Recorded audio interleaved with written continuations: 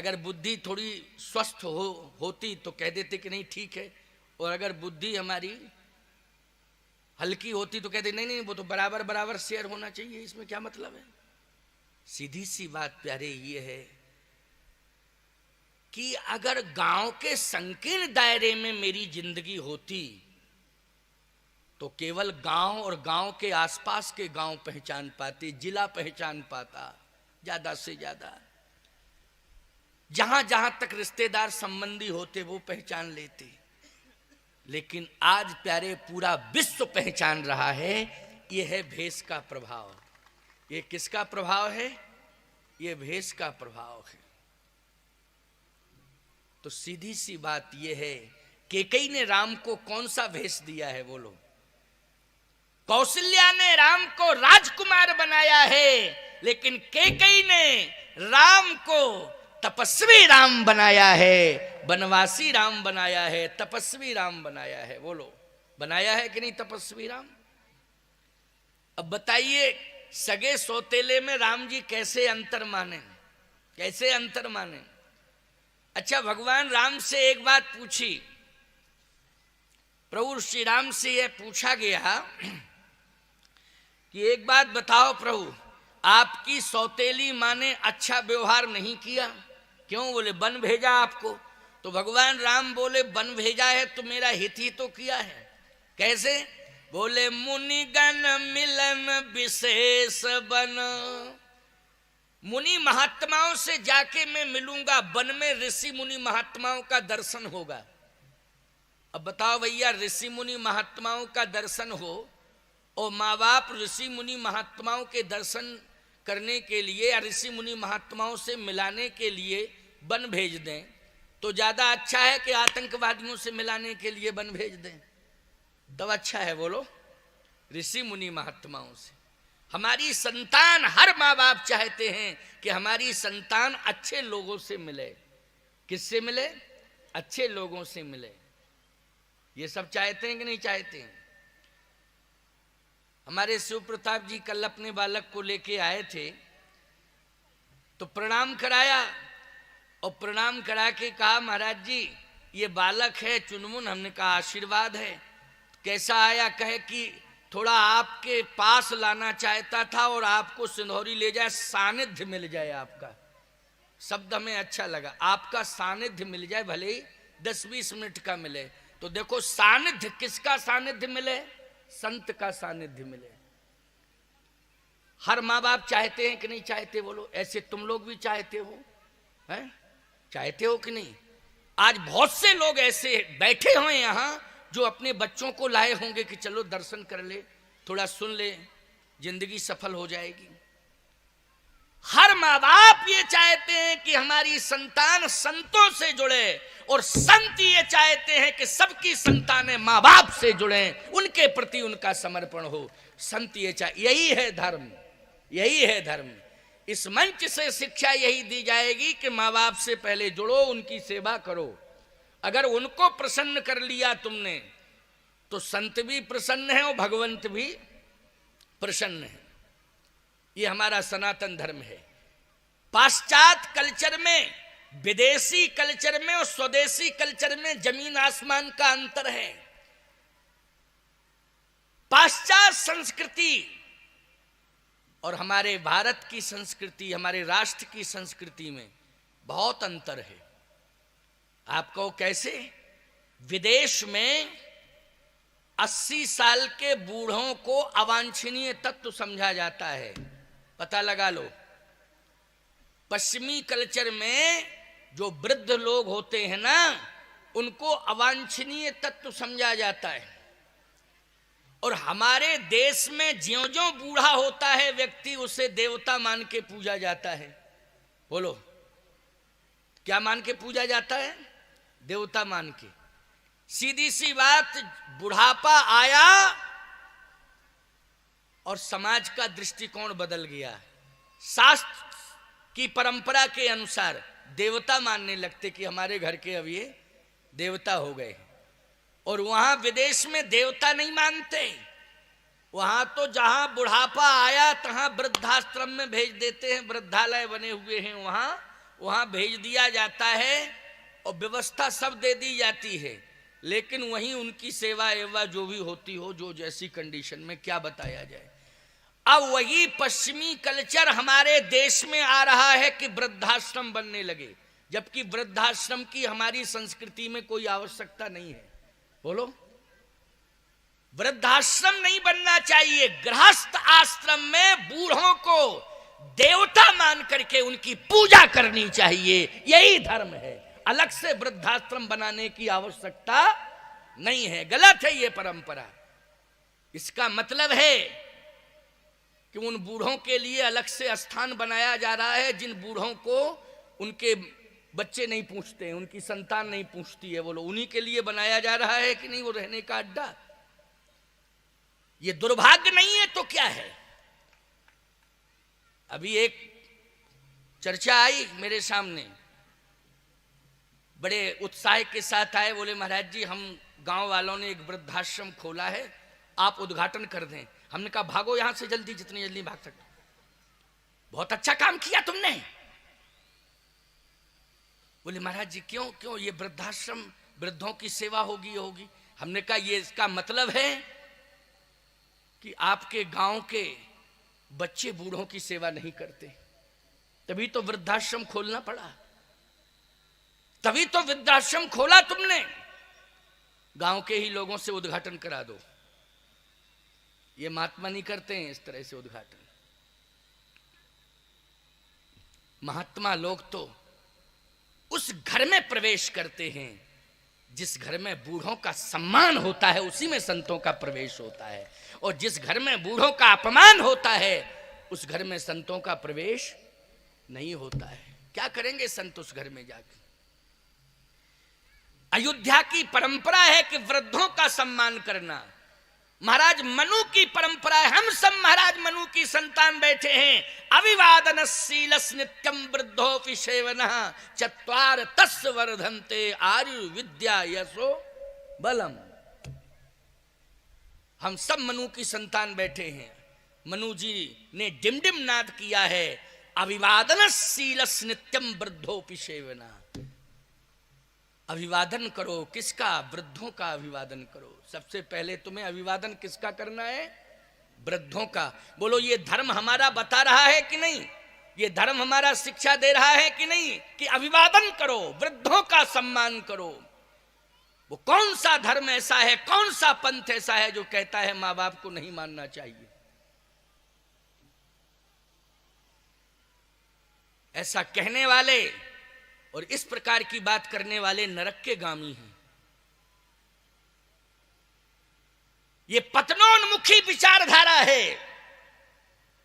अगर इस प्रकार के विचार कोई दे रहा है कि मां बाप को नहीं मानना चाहिए, मैं चैलेंज से कहता हूं यही पतनोन्मुखी विचारधारा है। ये पतन की ओर ले जाने वाली विचारधारा है। इस विचारधारा को मोड़ने की जरूरत है।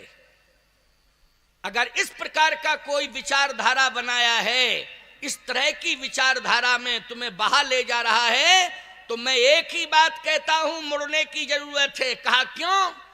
बोलो, इस प्रकार की जो धारा है उसमें बहोगे तो मुर्दा माने जाओगे, और धारा को अगर मोड़ दोगे तो जिंदा माने जाओगे। और इतना मोड़ो धारा को, इतना मोड़ो कि राधा बन करके श्याम सुंदर के चरणों में समर्पित हो जाए। धारा को इतना मोड़ने की जरूरत है। इस प्रकार की धारा में बहने की आवश्यकता नहीं है। गंगा में स्नान करोगे, अगर बह जाओगे तो तर जाओगे।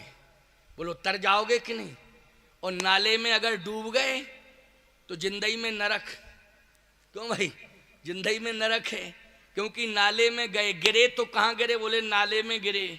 और नाले में गिरे तो क्या हुआ? बोले घुट घुट के मरे। उसमें पड़े रहे और फिर मरे घुट घुट के। इसलिए जिंदगी को बदलने की जरूरत है। जिंदगी को बदलो, स्वस्थ विचारधारा से बदलो। हम किसी के पंथ के निंदक नहीं हैं, लेकिन अगर उस पंथ की विचारधारा पतनोन्मुखी है तो हम निश्चित रूप से उसमें अवरोध पैदा करेंगे, उसको रोकने की कोशिश करेंगे। क्योंकि तुम्हारे प्रति, तुम जैसे भक्तों के प्रति हमारी तपस्या तुम्हारे लिए समर्पित है, हमारी साधना तुम्हारे लिए समर्पित है।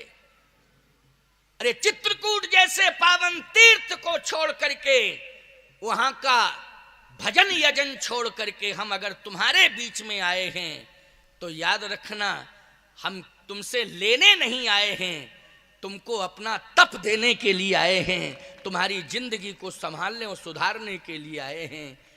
तुम हमें क्या दे सकते हो? जो हमें तीर्थ का देवता दे देगा वो गांव का व्यक्ति दे सकता है क्या? जरा सोच लो, बोलो भाई। तुम भी अगर गांव से जाते हो लेने के लिए तो तीर्थ ही में न जाते हो, कहाँ जाते हो? तीर्थों में जाते हो, मठ मंदिरों में जाते हो, मांगते हो कि नहीं मांगते हो? लेकिन जहां तुम मांगने जाते हो उसको छोड़ के हम तुम्हारे बीच में आए तो तुम क्या दे सकते हो? सोचो जरा। लेकिन इन 5 दिनों में, आज का चौथा दिन है, इन 5 दिनों में आपको बहुत कुछ हम देके जा रहे हैं। सबसे बड़ी बात है कि प्रेरणा देके जा रहे हैं।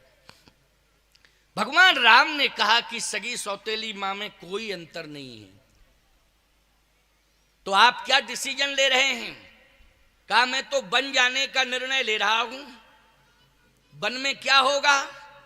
कहे मुनि गण मिलन विशेष बन, सबई भात हित मोर, उतहि पर पितुआय सुबहुर, सम्मत जननी तोर। अब इस शब्द से ये अर्थ निकल के आ गया कि भगवान कह रहे तहि पर पितुआयस, पिताजी की आज्ञा। क्यों पितुआयुष का मतलब क्या है? पिताजी की आज्ञा। तहि पर पितुआयस बहुर, सम्मत जननी तोर। लोग कहते हैं पिता की बात नहीं माने राम जी वन चले गए। पिताजी तो कह रहे थे कि रह जाएं। कहां रह जाएं? अयोध्या में रह जाएं। क्यों भैया? कहां रह जाएं? अयोध्या में रह जाएं। ऐसा पिताजी कह रहे थे, लेकिन अयोध्या छोड़ के चले गए और उनके पिताजी इसी वियोग में मर गए। ये भ्रम है, ये भ्रम है। महाराज श्री दशरथ की मुखर स्वीकृति नहीं हुई, लेकिन मौन स्वीकृति हुई। बस अंतर इतना है। समझ गए हो कि नहीं? एक होती है मुखर स्वीकृति और एक होती है मौन स्वीकृति। महाराज की मौन स्वीकृति है। मौन स्वीकृति कैसे है? भगवान राम ने कहा पिताश्री मैं आपको प्रणाम कर रहा हूं, आप मुझे आशीर्वाद दें कि मैं जाऊं वन। दशरथ जी ने कहा राम तुम्हारे बिना मैं जिंदा कैसे रह सकता? तुम मेरे प्राण हो। यदि प्राण निकल जाते हैं तो देह किसी काम की नहीं रहती है। तुम मेरे प्राण हो, अगर तुम चले गए तो मेरे प्राण निकल जाएंगे, ये शरीर रह जाएगा, तो ये शरीर किस काम का है? ये शरीर नाशवान होता है। क्यों भैया? कितना ही प्रेमी व्यक्ति क्यों ना हो, लेकिन अगर प्राण निकल जाते हैं तो दिन 2 दिन ज्यादा से ज्यादा रखे रहोगे, बस मुश्किल से, वो भी इंतजाम करके। लेकिन फिर उसको अग्नि के हवाले, जल के हवाले कुछ करना ही पड़ता है ना, जो भी विधान रहते हैं। बोलो, जलाना पड़ता है ना देह को। कितने प्रेमी मरे, लेकिन सबको अग्नि के हवाले करना पड़ा, क्योंकि प्राण निकल गए। इसलिए, और मैं कहता हूं प्राण हो, शरीर पूरा गल जाए, सड़ जाए, कुछ भी हो जाए, लेकिन उससे प्रेम करते हो कि नहीं करते हो? बोलो, अगर वो प्रेमी है तो। प्राण हो और शरीर पूरा गल जाए, सड़ जाए, दुर्गंध मारने लगे, लेकिन फिर भी प्रेम करते हो कि नहीं करते हो? जल्दी बोलो। यदि प्रेमी है तुम्हारा तो, नहीं काहे को प्रेम करोगे? प्रेमी है तो, है नहीं? पड़ोसी ना करें, वो दूर भगे दुर्गंध से, लेकिन तुम तो इत्र वित्र छिड़क के कुछ न कुछ करके उसको संभालोगे कि नहीं? क्यों? प्राण है उसमें। और चाहे जैसा पहलवान क्यों ना हो, कंचन काया क्यों ना हो, अगर प्राण निकल जाए तो फिर क्या करते हो? जल्दी बोलो। राम नाम सत्य है, सत्य बोलो मुक्त है, राम नाम सत्य है। यही करते हो कि नहीं करते हो बोलो? और कपाल क्रिया कर देते हो, अग्नि संस्कार कर देते हो। इसका मतलब है कि शरीर प्राण की कीमत है, प्राण निकलने के बाद शरीर की कीमत नहीं है। दशरथ जी ने कहा राम तुम मेरे प्राण हो, ठीक है मैं मानता हूं कि तुम बन जा रहे हो, यदि प्राण चले जाएंगे तो ये शरीर क्या करेगा अयोध्या में? ये किसी काम का नहीं है शरीर, इसलिए राम तुम मत जाओ। भगवान राम सोचने लगे कि पिताजी मत जाओ कह दें और मैं जाऊं तो कलंक लग जाएगा कि पिताजी की बात नहीं मानी। क्यों भैया, यही होगा कि नहीं होगा? पिता की बात नहीं मानी, फिर तो सारी दुनिया ये रिकॉर्ड बना लेगी कि जब राम जी ने अपने पिता की बात नहीं मानी तो तुम कौन खेत की मूली हो, हम तुम्हारी भी नहीं मान रहे। बोलो, यही लोग कहते कि नहीं कहते? राम जी ने नहीं मानी जो आदर्श मानते हो जिनको। दिमाग से भ्रम निकाल दो। भगवान राम जैसा मातृ पितृ भक्त तो अवतार बाद में कोई हुआ ही नहीं है दूसरा। राम जी जैसा मातृ पितृ भक्त कौन हुआ संसार में? प्यारे, भगवान राम ने कहा ठीक है पिताजी हम रुके हैं, अब आपकी इच्छा नहीं है ना? हाँ नहीं, मेरी इच्छा नहीं, तो हम रुके हैं फिर। तो कैकेयी ने कहा कि इसका मतलब है रुक रहे हो अयोध्या में? राम जी बोले क्या करें, जब पिताजी नहीं कह रहे हैं तो अब क्या करें, रुकना नहीं पड़ेगा। तो कैकेयी ने कहा सुन लो हमारी बात। राम जी ने कहा आप सुनाओ। होत प्रात मुनिवेश धर जो न राम बन जाहि। महाराज श्री दशरथ भी वही हैं, कहा सुन लीजिए आप महाराज, और राम भी सुन रहे हैं, आप भी सुन लीजिए। होत प्रात मुनिवेश धर जो न राम बन जाहि, तो मोर मरण राउर यजस नृप समझिए मन माहि। यदि राम बन नहीं जाते हैं तो आपको अपयश मिलेगा और मेरी मौत निश्चित। अब ये भी समस्या है कि मान लीजिए मां मरे, क्यों भाई, मां मर जाए तो भी कलंक लगेगा ना बेटे को, कि अगर मां की बात माने होते तो चले जाते बन तो मां मरती नहीं। और पिता कह रहे हैं कि राम तुम मेरे प्राण हो, अगर तुम चले गए तो मेरे प्राण निकल जाएंगे और शरीर रह जाएगा किसी काम का नहीं। अब ये आ गया धर्म संकट। कैकेयी ने कहा कि मैं नहीं रहूंगी, मैं तो मरूंगी। दशरथ जी बोले अगर राम तुम चले गए तो मैं मरूंगा। कैकेयी बोली नहीं गए राम तो मैं मरूंगी। अच्छा एक बात बताओ, पति पत्नी दोनों में ये कंडीशन आ जाए कि मरने वाला चांस, और ये कहे व्यक्ति जो मारने के लिए आया वो ये कहे, या मौत ही कहे, मान लीजिए मौत ही कहे, चलिए मौत आ जाए और मौत कहे सुनो पति पत्नी में से कोई एक निर्णय ले लो, हमें तो एक को ले जाना है। अब ले जाना है एक को, अब डिसीजन ये ले लो कि तुम दोनों में से कौन तैयार हो। मौत कह रही है ये कि पति पत्नी में से ले जाना है एक को, लेकिन गुंजाइश इस बात की है छूट के राजी राजी समझौता कर लो कि कोई एक तैयार हो जाए, मैं उसी को लेके चली जाऊं, मेरा कोटा पूरा। अब पति पत्नी सलाह करें कि मरना तो पड़ेगा दो में से किसी एक को, तो अब बताओ किसका मरना ठीक है बोलो। अब आपस में वैसे नियमानुसार किसका मरना ठीक होता है? पहले हमारी समझ में पत्नी का मरना नियमानुसार, तो नियमानुसार हाँ, कुछ ने तो ऐसे किया, कुछ ऐसी बैठी हैं, कुछ प्रतिक्रिया ही नहीं कर रही हैं। लेकिन सही बात तो यह है कि सुहागवती नारी दुनिया से जाती है तो प्रशंसा की पात्रा होती है, वो होती है कि नहीं? और हर नारी यही तो भगवान से मांगती क्या हो कि हमारा सुहाग अमर रहे। बोलो मांगती क्या है ये? हमारा सुहाग अमर रहे, हमारा ये सिंदूर सुरक्षित रहे, बस हमें यही चाहिए और कुछ नहीं चाहिए आपसे। तो सिंदूर सुरक्षित तब न रहेगा जब पति सुरक्षित रहेगा, तब सिंदूर सुरक्षित रहेगा। इसका मतलब है कि पति रहे, पत्नी पहले चली जाए तो कोई दिक्कत नहीं है। अब बात थोड़ी समझ में आ गई तो फिर ऐसे ऐसे करना शुरू कर दिया कि हाँ बात ठीक है। लेकिन सत्य बताएं आपको, सत्य बता रहे हैं, सुन लो बस ध्यान से। दशरथ जी महाराज कैकई से कह रहे, कैकई मरना पड़ेगा ही, लेकिन दोनों में से किसका मरना ठीक है बोल। कैकई बोली जिसके लिए मौत आई हो उसका मरना ठीक। अब यही एक समझ से, जिसके लिए मौत आई हो उसका मरना ठीक है। एक बार एक घर में हम गए तो नीचे के पोर्शन में हम ठहरे, ऊपर परिवार रहता था तो ऊपर परिवार रहे, नीचे हम ठहरे। अब बड़ी जोर जोर से आवाज, पति पत्नी में जो भी चर्चा हो रही हो, बड़ी जोर जोर से आवाज आई तो हमारी नींद खुल गई। हमने उस चेले से कहा कि रात भर की जगह और ऐसे मकान में ठहराया है जिसमें महाभारत की कंडीशन है, पता नहीं क्यों लड़ रहे हैं आपस में, इतनी लड़ाई क्यों कर रहे हैं, जरा पता करो।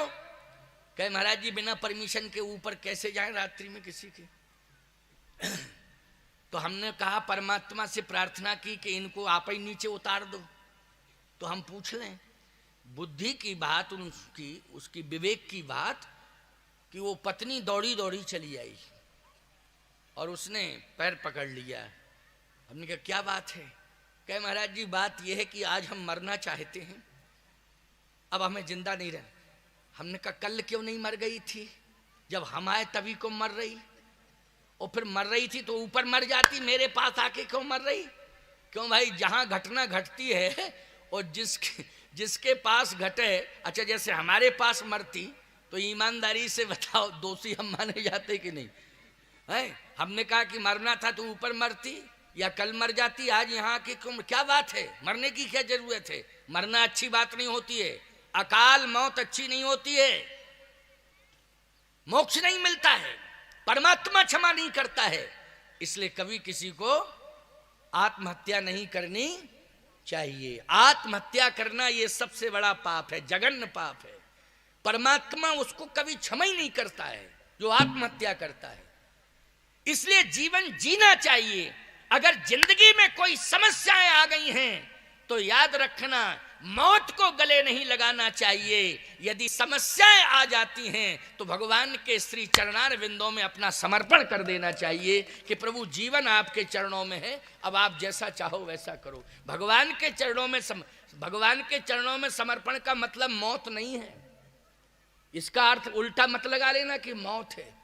भगवान के चरणों में समर्पण का मतलब यह है कि आप श्री रामचरितमानस को जीवन समर्पित कर दो।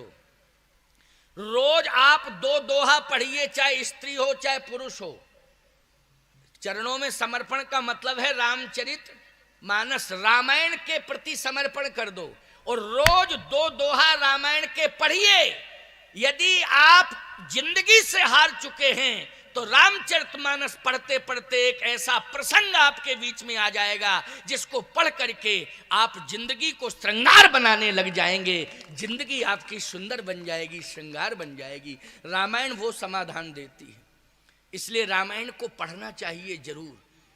कभी भी कोई भी समस्या आपको उलझन में नहीं डाल सकती है, समस्या का समाधान कहीं ना कहीं रामायण दे देगी। कोई समस्या आपको परेशानी में नहीं ला सकती है। बस परेशानी इसी बात की है कि आप पढ़ते नहीं हो रामायण। क्या नहीं करते हो? रामायण नहीं पढ़ते हो। भगवान राम ने, मैंने उससे कहा, मैंने कहा तू रामायण पढ़ा कर, रामायण पढ़, ये मरने वरने की बात खत्म कर। इतने में उसका पति भी आ गया। बोले महाराज जी क्या कह रही है ये? मैंने कहा मरने की बात कर रही है। तो वो कहने लगा कि ये क्यों मर रही है, मैं ही मरा जाता हूं। अरे हमने कहा ये और बेवकूफी की बातें बोल रहा है। हमने कहा बताओ सही बात क्या है। पत्नी ने कहा बात ये है कि हम झूठ नहीं बोलते। अच्छा फिर? कहे ये पति मेरा ये झूठ बोलता है। अब बताइए झूठ बोलना पाप है कि नहीं महाराज जी? हमने कहा हाँ झूठ बोलना तो पाप है। तो बोले आप उसको शिक्षा दो कि आज तक झूठ बोलता रहा, अब ना बोले। तो उसने कहा महाराज जी सही बताऊं, धंधा बिजनेस करता हूं तो थोड़ा सा झूठ बोलना पड़ता है। और भाई धंधा बिजनेस करता हूं, हम झूठ क्यों बोले आपसे?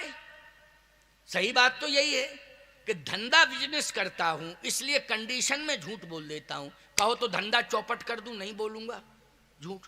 और हम तो कहते महाराज धंधा जाए भाड़ में, आप ही के साथ चित्रकूट चल रहे हैं, या ये चलावे धंधा। जब ये धंधा चलाएगी तो इसे पता लग जाएगा कि झूठ बोलना पड़ता है कि नहीं बोलना पड़ता है।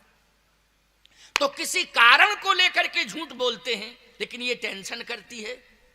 मैंने कहा ऐसा है, वैसे झूठ बोलना पाप है, लेकिन विशेष ही कोई परिस्थिति आ जाए तो झूठ थोड़ा सा बोल लो, लेकिन इसके लिए तुम्हें प्रायश्चित करना पड़ेगा फिर। लेकिन झूठ बोलने का अभ्यास मत बनाओ, नहीं प्रायश्चित करो फिर झूठ बोलो, फिर प्रायश्चित फिर झूठ बोलो। हमने कहा ये गलत बात है, झूठ बोलना वैसे पाप है। कोशिश ये करो कि हम झूठ बोले ना, और कोई विशेष परिस्थिति आ जाए तो अलग बात है, लेकिन हमें झूठ बोलने का अभ्यास नहीं डालना चाहिए। कहे ठीक है महाराज, वैसे तो हम अब धंधा ही चेंज कर रहे हैं और ऐसा धंधा करेंगे जिसमें झूठ नहीं बोलेंगे। पत्नी बोली मान लीजिए बोले तो, फिर भी बोले तो? उसने कहा तो स्वामी जी के चरणों को पकड़ के कह रहा हूं कि जिस दिन झूठ बोलूंगा उसी दिन प्राण छोड़ दूंगा। लेकिन तू अगर झूठ बोली तो? कहा मैं तो बोलती नहीं हूं। अरे तू बोलती कैसे नहीं है झूठ, बतावे? हाँ, अभी मायके गई थी तू, मेरे सामने कह रहा हो, मायके गई थी? हाँ। 2 तोला की झुमकी बना के लाई?